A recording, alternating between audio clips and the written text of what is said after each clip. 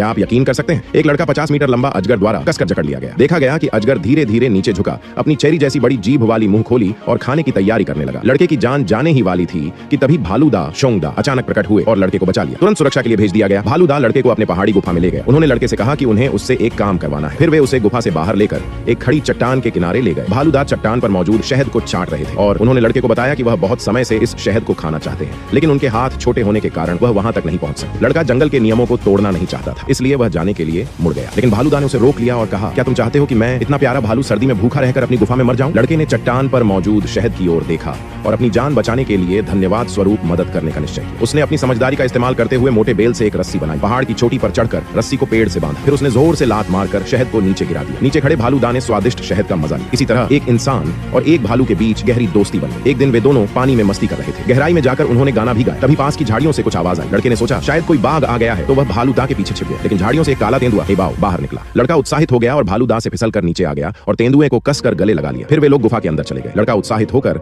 अपने मेहनत का परिणाम दिखाने लगा, लेकिन तेंदुआ नाराज हो गया। उसे लगा कि लड़के को जंगल के नियम नहीं तोड़ने चाहिए थे, इसलिए उसने अगली सुबह लड़के को वापस भेजने का फैसला किया। रात को दूर से एक दहाड़ सुनाई दी। लड़का पास जाकर देखने लगा तो उसने देखा कि एक छोटा हाथी कीचड़ में फंस गया था। फिर उसने इंसानी समझदारी से उसे बचा लिया। दूर खड़े तेंदुए ने यह सब देखा और सोचा कि शायद उसने लड़के के साथ बहुत सख्ती कर दी। वापसी में भालूदा ने तेंदुए को समझाने की कोशिश की कि वह लड़के को मत भेजे। तेंदुआ मजबूरी में सच्चाई बताता है। जब भालूदा को सच्चाई की गंभीरता पता चली तो अगले दिन वह लड़के के पास गया और उससे दिखावे के शब्द कहे, मैंने कभी भी तुम्हें सच्चा दोस्त नहीं समझा। लड़का दुखी होकर भाग गया और एक पेड़ पर चढ़ गया। तभी उसके सिर के ऊपर से दो बड़े हाथ प्रकट हुए और लड़के को पकड़कर खींच लिया। फिर एक के बाद एक हाथों में लड़का पारित होने लगा, जैसे कोई सामान पास किया जा रहा हो। तेंदुआ और भालूदा पीछे से उसका पीछा कर रहे थे। क्या आप जानते हैं कि उस लड़के के साथ आगे और क्या दिलचस्प बातें होने वाली हैं?